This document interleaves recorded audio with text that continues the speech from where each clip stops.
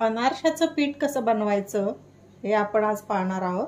तर त्यासाठी तुम्ही कोणत्याही प्रकारचा तांदूळ घेतला तरी चालेल आणि हा तांदूळ थोडा जुना असेल तर चांगले होतात अनारसे। 1.5 चिपट घेणार आहे, म्हणजे वजनाने म्हणाल तर अर्धा किलो तांदूळ मी घेणार आहे। हे पहा, हे 1 चिपट म्हणजे 2 वाट्या झाल्या। ही आणखीन 1 वाटी म्हणजे टोटल आपल्या 3 वाट्या तांदूळ झाले। वजनाच्या हिशोबामध्ये अर्धा किलो तांदूळ झाले। तर आपण हे तांदूळ स्वच्छ करून घ्यायचे, त्यामध्ये भातकुटे वगैरे असतील तर काढायचे आहेत, निवडायचे आहेत आणि 2-3 वेळा नॉर्मल पाण्यातून हे धुवून घ्यायचे, स्वच्छ करून घ्यायचे। तर आपण आता ते स्वच्छ करूया।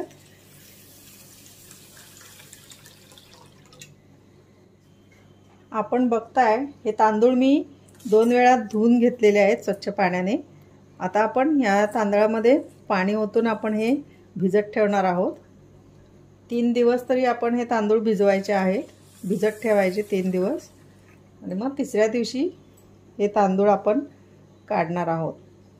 रोज यामधलं पाणी आपण चेंज करायचं आहे आणि नवीन फ्रेश पाणी ओतून भिजत ठेवायचं आहे।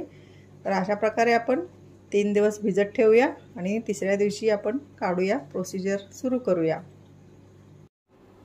आपण हे अनारशासाठी 3 दिवस तांदूळ भिजत घातले होते, तर 3 दिवस झालेले आहेत। आपण आता हे तांदूळ बाहेर काढूया पाण्यातून आणि निथळत ठेवूया।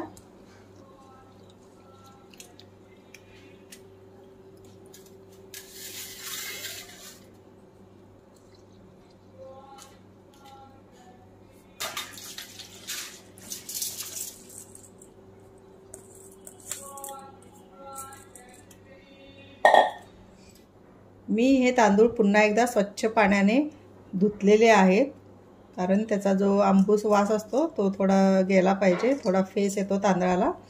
तर मी स्वच्छ पाण्याने हे धुवून घेतलेले आहेत। आपण आता हे निथळून घेऊया आणि निथळल्यानंतर फॅन खाली सुकवायला ठेवणार आहोत। हे तांदूळ एका कॉटनच्या कपड्यावरती पसरवून ठेवणार आहोत फॅन खाली। हे कॉटनचा कपडा मी खाली अंथरलेला आहे, आपण त्याच्यावरती तांदूळ पसरूया।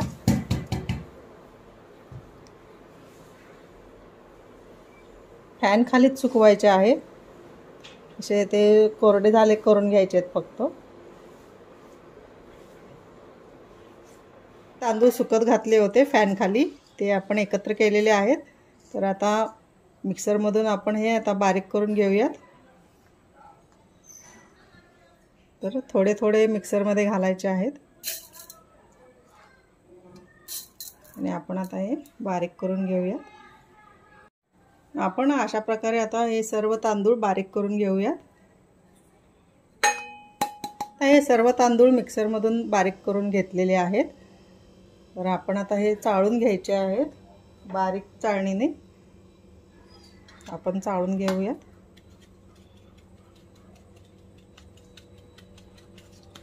आणि चाळून घेतल्यानंतर जो चाळणीमध्ये रवा राहतो तांदळाचा, जरा थोडा मोठा मोठा, तो आपण पुन्हा मिक्सरमधून बारीक करून घ्यायचा आहे।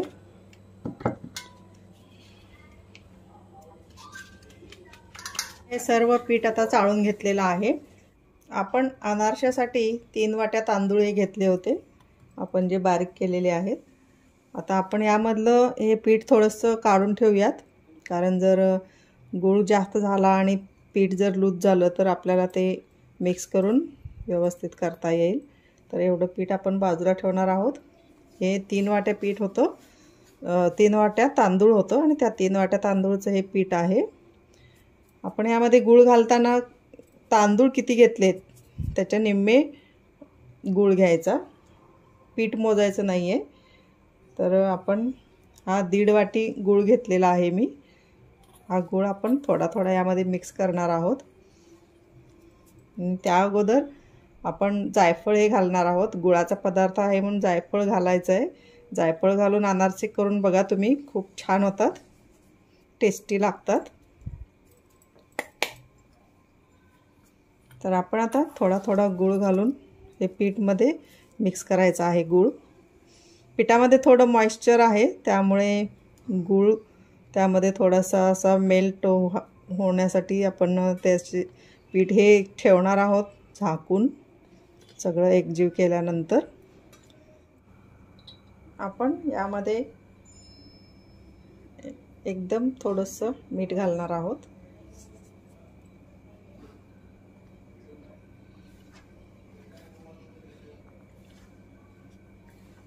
आणि आपण बाजूला काढून ठेवलेलं वाटीतलं पीठ आहे ना, मला वाटतं ते काही आवश्यकता पडणार नाही। आपण मिसळूया यामध्ये, जर आवश्यकता पडली तर आपण पुन्हा करूया। थोडंसं तांदूळ बारीक करून घातले तरी चालतात। तर मी हे पण पीठ घालते यामध्ये।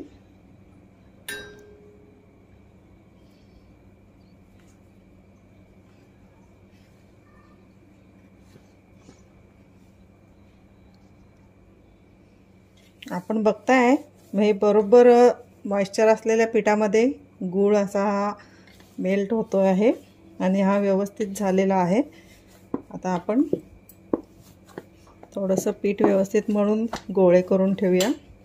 खरं तर अनारसे करायचे म्हटलं तर अगोदर 15 दिवस तयारी करायची, कारण प्रोसिजर ही मोठी आहे अनारशाच्या पिठाची। पीठ भिजत घालायचे, नंतर ते काढून त्याचे असे गोळे करून हे एक 3-4 दिवस तरी ठेवायचे। जितके दिवस तुम्ही जास्त ठेवाल तितके अनारसे चांगले होतात। आणि 5-5, 6-6 महिने हे पीठ असंच राहतं, चांगलं राहतं, काही होत नाही। तर आपण आता हे पीठ मळून घेतलेलं आहे। आता ह्याच्या आपण छोटे छोटे गोळे करून एका प्लास्टिकच्या डब्यामध्ये भरून ठेवायचे।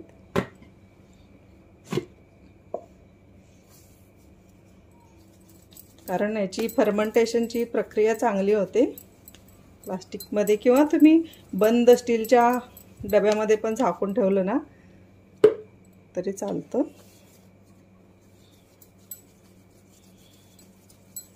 असे गोळे करून आपण ठेवणार आहोत।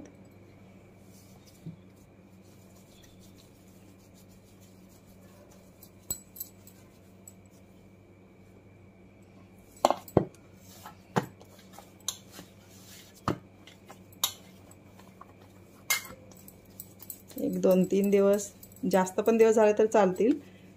आपण नंतर हे काढणार आहोत। आपण आता बघतोय असं, पण असं पूर्ण ह्याच्यामध्ये मेल्ट होईल त्या मॉइश्चरमध्ये गूळ। बघूया आपण 2-3 दिवसानंतर। आपण अनारशाचं पीठ करण्यासाठी तांदूळ बारीक करून मिक्सरमध्ये त्यामध्ये गूळ मिक्स करून आपण थोडंसं मळून या पॅक केलं होतं डब्यामध्ये ठेवून। तर आपण बघूयात, आता मी 4 दिवसानंतर हा डबा उघडते, बघूयात आपण। हे पहा, जेव्हा आपण हे पीठ ठेवलं तेव्हा जवळजवळ एवढा डबा होता आणि याचं फर्मेंटेशन होऊन हे पीठ असं कसं फुगलेलं आहे पहा। आपल्याला हीच प्रक्रिया हवी आहे अनारशाच्या पिठामध्ये। तर आपण म्हणजे हे आंबून घ्यायचं असतं पीठ अनारशाचं। आपण आता हे परातीमध्ये काढून घेऊयात।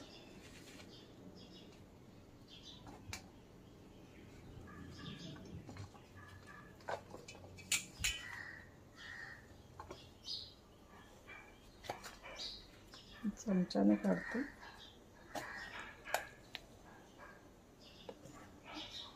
आपण हे सर्व काढून घेऊया पीठ आता।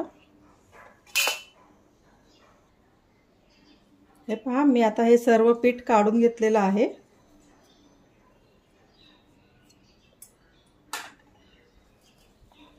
हे पीठ काही घट्ट, काही पातळ आहे खालचं तळाचं। आपण सर्व एकत्र करून घेऊया।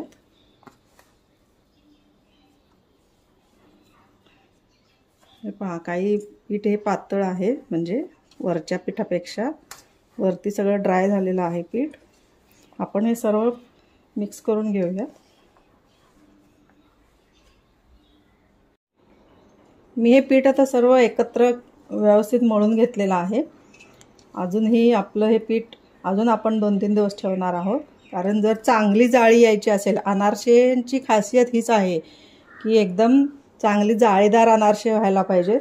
आपण जर करायचे म्हटलं तर ह्यासुद्धा पिठाचे आत्तासुद्धा अनारसे करू शकतो, परंतु त्याला जाळी पडत नाही. त्यामुळं आपण हे गोळे आता ह्या पिठाचे गोळे करून परत डब्यामध्ये भरून ठेवणार आहोत आंबवण्यासाठी.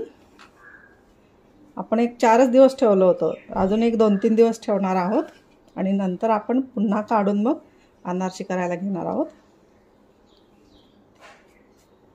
तर मी आता हा थोडा मोठा डबा घेतलेला आहे, तो डबा भरला होता.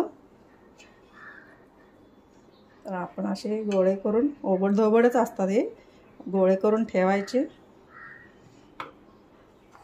आणि नंतर 2-3 दिवसांनी आपण पुन्हा बघू पीठ. असे गोळे करून ठेवूया. हे पहा, आपण आता हे परत पहिल्यासारखे हे गोळे करून ठेवलेले आहेत. हे पीठ ओबडधोबडच असं गोळं फक्त एकत्र करून ठेवायचं. फर्मेंटेशन होण्यासाठी, आंबवण्यासाठी आपण हे परत 3-4 दिवस ठेवणार आहोत. झाकून ठेवायचे. तुम्ही स्टीलच्या डब्यात ठेवलं तरी चालेल, फक्त पॅक करून ठेवा. तर आपण बघूया अजून 3-4 दिवसानंतर. समजा जर तुम्हाला घाई आहे आणि थोडेसे अनारसे करायचेच आहेत, तर तुम्ही ह्यामधला एखाद दुसरा गोळा काढून बाजूला तो चांगला चेचून घ्यायचं पीठ, ते मऊ होईपर्यंत. आता हे असं करायला घेतलं तर तुम्हाला ते येणार नाहीत, कारण हे हार्ड आहे पीठ. आपण अजून 2-3 दिवस ते आंबवल्यानंतर, फर्मेंटेशन केल्यानंतर ते अजून सॉफ्ट होईल. पण त्याला जर तुम्हाला घाईच असेल तर एखादा गोळा घेऊन तो चांगला चेचायचा, खलबत्त्यात किंवा कशाने तरी चांगला चेचून घ्यायचा आणि मग तुम्ही करू शकता अनारसे. पण ही प्रक्रिया महत्त्वाची आहे पीठ आंबवण्याची. तर आपण आता हे 2-3 दिवसानंतर पाहूया. 2 दिवसापूर्वी आपण अनारशाचं पीठ त्याचे गोळे करून आपण या डब्यामध्ये ठेवले होते.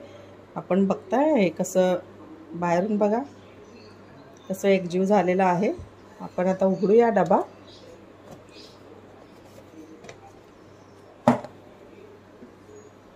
हे पहा, आपण हे 4 गोळे ठेवले होते, 1, 2, 3, 4. हे कसे फर्मेंटेशन मस्त झालेलं आहे, कसे एकजीव झालेले आहेत बघा. हीच प्रक्रिया अनारशाची महत्त्वाची असते. आता आपण बघूया पीठ. हे पहा कसं झालेलं आहे. आपण गोळे करून ठेवले होते, हे पीठ बघा कसं आंबूस झालेलं आहे. आता आपण हे परातीत काढून घेऊयात. हे परातीमध्ये काढूया, थोडंच पीठ काढूया.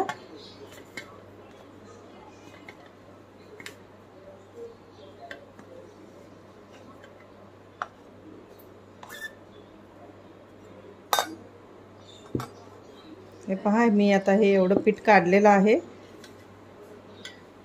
आता हे असं मळायला गेलं तर एकजीव होत नाही, परंतु आपण आता हे पीठ चेचणार आहोत. तर मी खलबत्त्याचं हे लोखंड घेतलेलं आहे, लोखंडाने हे पीठ चेचणार आहे. चेचून मऊ करायचं आहे, तेव्हा मोठा एक गोळा होईल आपला. असंच आपण दूध घालून मळलं आणि अनारसे केले तरी अनारसे होतात, नाही असे नाही. परंतु मग जाळी पडत नाही. आंबवण्यामुळं आणि चेचण्यामुळं जाळी पडते चांगली.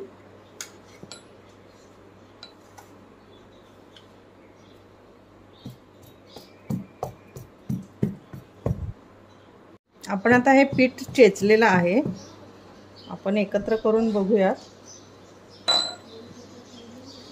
आपल्याला थोडंसं यामध्ये दूध घालायला लागेल, एकदम थोडं, कारण सॉफ्ट होण्यासाठी.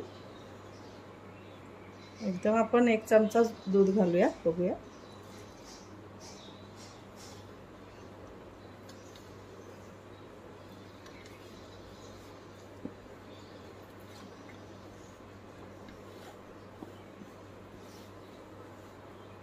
हे पहा, लगेच एकत्र व्हायला लागलं.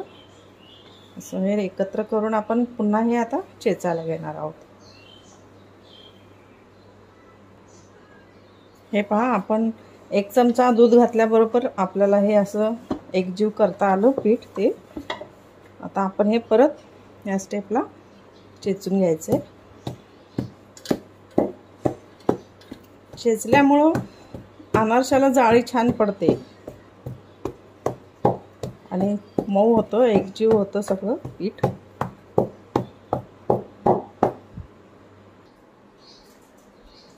आपण आता हे चेचून सर्व एकत्र केलेलं आहे पीठ. मस्त पिठाचा गोळा झालेला आहे. थोडं थोडं घेऊन अनारसे करायचे. तर आता आपण अनारसे करायला घेऊया. हे पीठ आपण असंच ठेवलेलं आहे. हे असंच आपण 6 महिने देखील ठेवू शकतो, याला काही होत नाही. तर मी हे परत झाकून ठेवणार आहे पीठ. गोळ्या करून घेऊया. या पिठाच्या छोट्या छोट्या गोळ्या करायच्या आहेत. हे पीठ असं थोडंसं दाबून घ्यायचं, गोळी करायची, म्हणजे व्यवस्थित गोळी येते.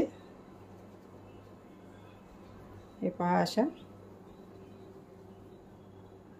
छोट्या छोट्या आपण गोळ्या करून घेऊया.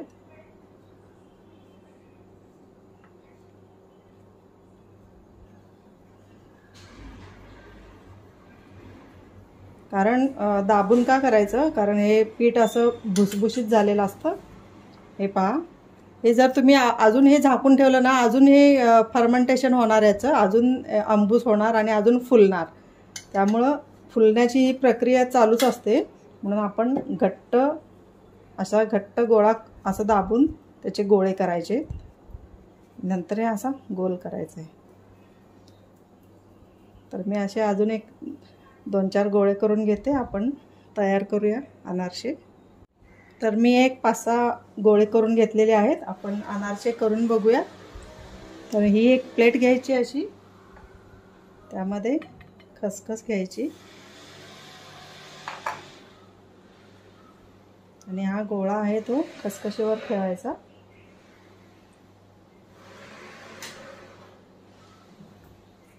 एका छोट्या वाटीत तेल घ्यायचं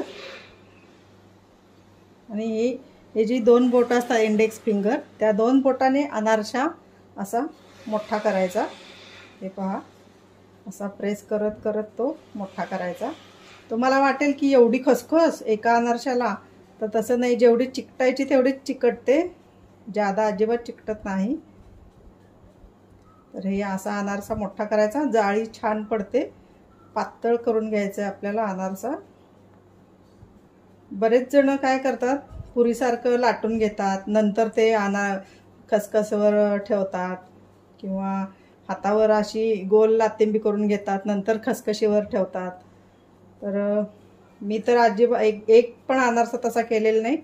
माझी आई जशी करायची तशीच मी पण करते. माझ्या लग्नाला आता 35 वर्षे झाली, मी असेच अनारसे करते. हे आता अनारसा आपला करून झालेला आहे. आपण आता ह्या एका डिशमध्ये काढून घेऊया. काढताना हे पहा, इकडे जिकडे खसखस आहे तीच बाजू खाली करून ठेवायचा, म्हणजे चिकटत नाही. अशा प्रकारे आपल्याला, आता आपला हात थोडा चिकट झालेला असतो, म्हणून अशा ब्रशच्या साहाय्याने एकत्र करायची ही खसखस. आपण आता दुसरा गोळा ठेवूया. बघा,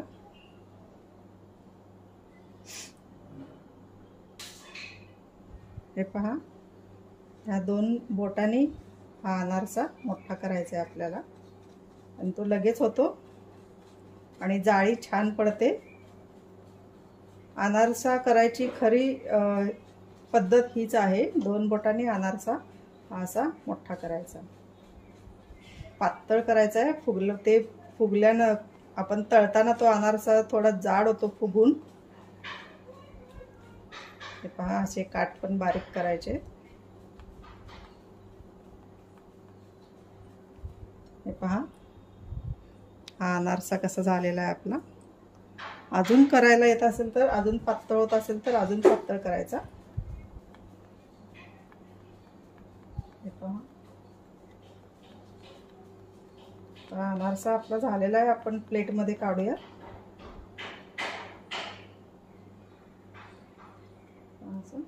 अशा प्रकारे मी आता अनारसे आहेत ते करून घेणार आहे. आपण क्लोजअपमध्ये बघा कसा अनारसा करायचा. हा गोळा करून घेतलेला आहे, हा खसखसवर ठेवायचा. हे तेल थोडंसं हाताला लावायचं, 2 बोटांनाच लावायचं फक्त, आणि ह्या 2 बोटांनी हा अनारसा मोठा करायचा. हे पहा लगेचच होतो तो मोठा आणि जाळी छान पडते असा केल्याने. तुम्ही अवश्य करून पहा. हे पहा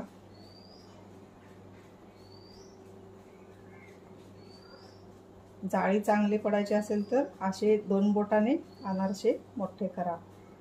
हे पहा आता हा अनारसा झालेला आहे आपला करून. हे पहा आपण कितीही खसखस घेतली तरी त्याला चिकटायची तेवढी चिकटते, जादा अजिबात चिकटत नाही. तर हा आपला अनारसा तयार आहे. हे पहा आपण आता इकडे शिफ्ट करूया. तर अशा प्रकारे मी हे सर्व अनारसे आता करून घेते. आपण बघताय आता मी हे एवढे 6 अनारसे करून घेतलेले आहेत आणि मी एका प्लेटमध्ये ठेवलेले आहेत. जी आपण खसखस लावली ती बाजू खाली ताटाकडे केलेली आहे कारण चिकटू नये म्हणून. हे पहा असे फिरतात आपले, अजिबात चिकटलेले नाही आहेत अनारसे.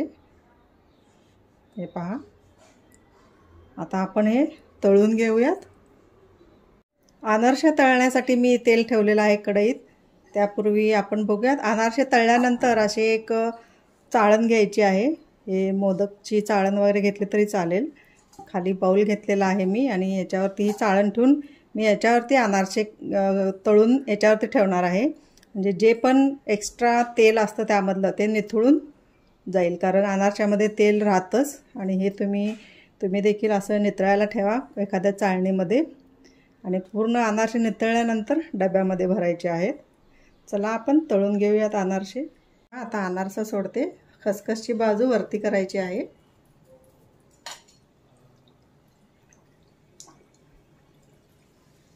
थोडं थोडं आपण हे तेल उडवायचं आहे अनारशावर. गॅस हळू केलेला आहे कारण ते लगेच गुळाचे असल्यामुळं लगेच ब्राऊन होतात आणि आपल्याला वाटतं ते तळले गेलेले आहेत, परंतु आतून ते कच्चे असतात. आतून पीठ लागतं. मग आपण हळू गॅसवरती तळून घ्यायचे आहेत. असं तेल उडवायचं आहे. हे पहा छान जाळी पडलेली आहे. अजून जर तुम्ही चेचलं ना तर अजून जाळी पडते. हे पहा हे ब्राऊन झाल्यासारखे वाटतात पण आतून पीठ असतं पांढरं पांढरं. आपण जर फोडल्यानंतर समजतं. त्यामुळे गडबड करायची नाही. अजून थोडंसं ठेवूया आपण.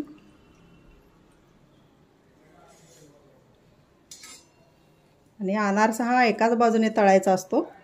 उलट पुलट करायचं नसतं. आपण जसा टाकला आहे अनारसा तसाच आहे. आपण आता बघूयात, काढूयात आता.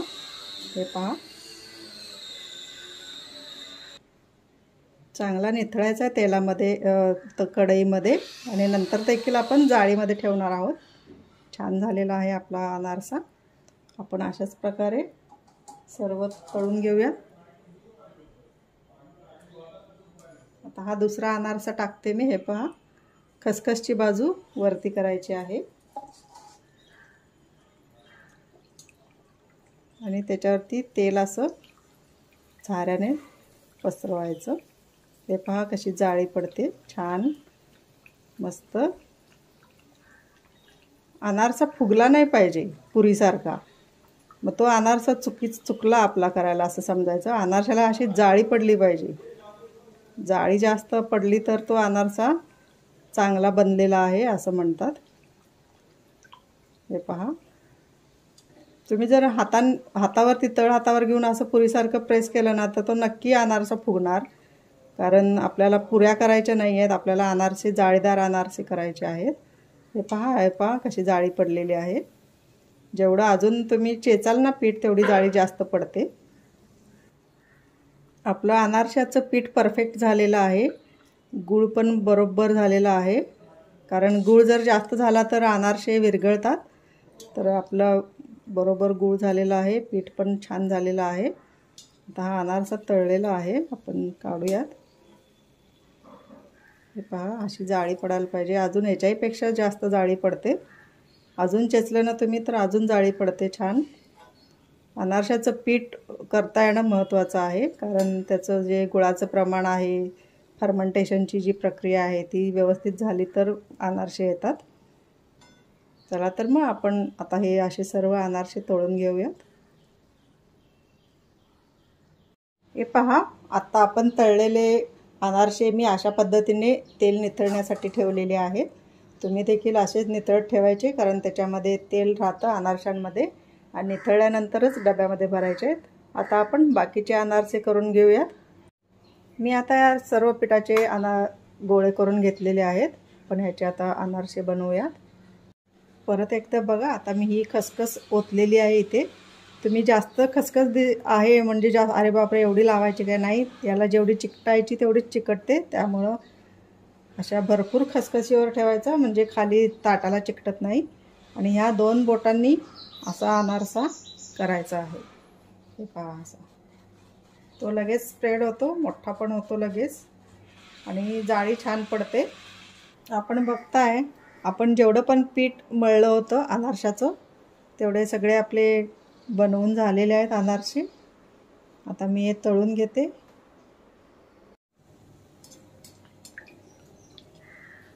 अशा प्रकारे आपण सर्व अनारसे तळून घेतलेले आहेत।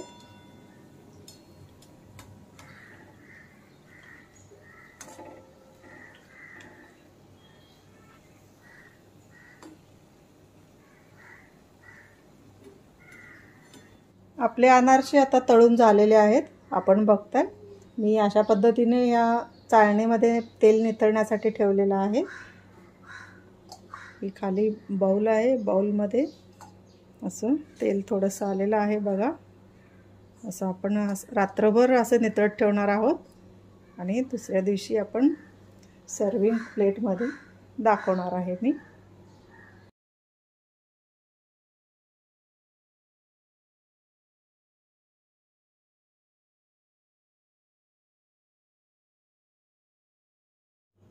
आपण बघूयात आपले अनारसे कसे क्रिस्पी झालेले आहेत। हे पहा,